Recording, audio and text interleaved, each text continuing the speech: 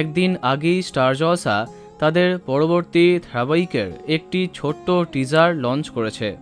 তাতে কাউকেই দেখা যাচ্ছে না, শুধু জানা যাচ্ছে স্টার জলসায় আসছে নতুন গল্প, যার নাম হচ্ছে তেঁতুল পাতা।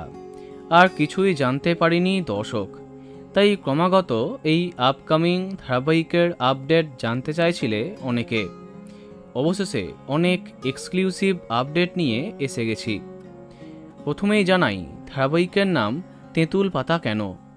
বাংলায় একটা কথা আছে, যদি হও সুজন তেঁতুল পাতায় নজন।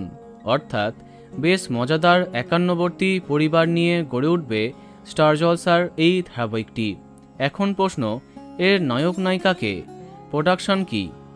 কদিন আগেই এক্সক্লুসিভলি তোমাদের জানিয়েছি যে গৌরব চ্যাটার্জির নতুন ধারাবাহিক আসছে স্টার জলসায়, যেখানে একান্নবর্তী পরিবার দেখা যাবে। এবার জানা গেল এই তেঁতুল পাতা ধারাবাহিকেরই নায়ক চরিত্রে তার লুকসেট হয়েছে।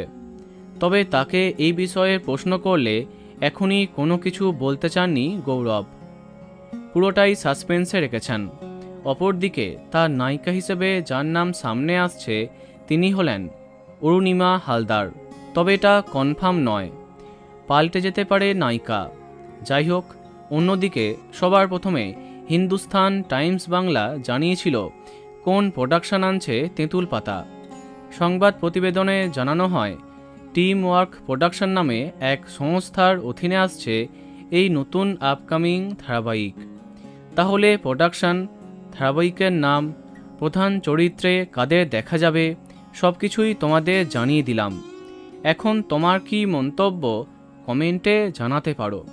ভিডিওটি লাইক এবং শেয়ার করো।